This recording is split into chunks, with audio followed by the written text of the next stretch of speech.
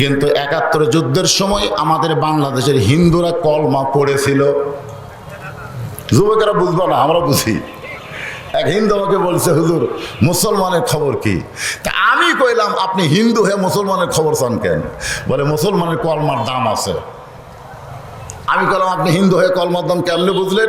বলে যুদ্ধের সময় বুঝেছি। পাঞ্জাবি আর্মি দেখলেই বলতো, তুমি কোন হো? বলো না তো হাম মুসলমান, কলমা বাতাও, লা ইলাহা ইল্লাল্লাহ মুহাম্মদ রাসূলুল্লাহ, বিলকুল ঠিক হয়, ঠিক হয়। এই যুদ্ধের সময় আমরা 9 মাস হিন্দুরা রাম রাম কোনোদিন কইনি, সবসময় কলমার জিকির করছি।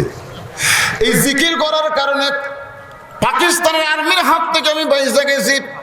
আমি হিন্দু মুরব্বীকে বললাম, চাচা শুধু কলমা মুখে পড়ে যদি আর্মির হাত থেকে বাইসা যান, ওই কলমা যদি কলিজার মধ্যে জায়গা দিতেন, তাহলে জাহান্নামের আগুন থেকে আল্লাহ বাঁচাইয়া দিত। আমার বউয়েরও মাঝে মধ্যেই মন নাই। আমার বউ, আমি যখন বগুড়া জেলা ওয়াজ করি তখন আমার বউ বেশি ভয় করে। বগুড়া জেলার কথা শুনলেই কয়, দেখে শুনে ওয়াজ করবেন, দেখে শুনে ওয়াজ করবেন, এমন ওয়াজ করবেন না পুলিশ যেন না ধরে, এমন ওয়াজ করবেন না র্যাব যেন না ধরে। আমি আর বউরে কইলাম, ইমান ঠিক করো, পুলিশ ধরা র্যাব ধরার চিন্তা করো, অথচ আজরাইল ধরার চিন্তা তোমার কলিজায় থাকে না। আসলে যারা মুসলমান হবে তারা পুলিশ ধরা র্যাব ধরার চিন্তা করবে না, তারা আজরাইল ধরার চিন্তা করবে। জোরে কর কথা ঠিক। হ্যাঁ, অধিকাংশ মুসলমানেরই ইমান নাই। হয়তো বলবেন, হুজুর নাই কেন? পুঁজিপতিরা ইসলামের বিরুদ্ধোচ্চারণ করার 1 নম্বর কারণ হলো 100 টাকায় 2.5 টাকা দেওয়া লাগবে। 100 টাকায় কয় টাকা? জোরে কম, খুব অল্প।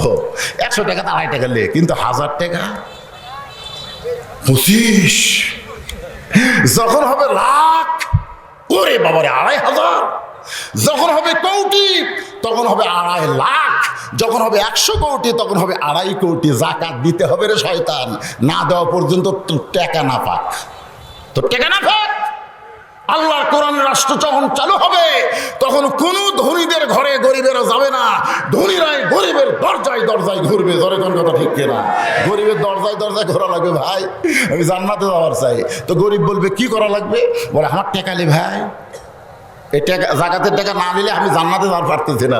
তখন গরিব দরজা লাগে, বলি মাফ কর, মাফ কর, তোর টাকা আমি দিবার পারবো না।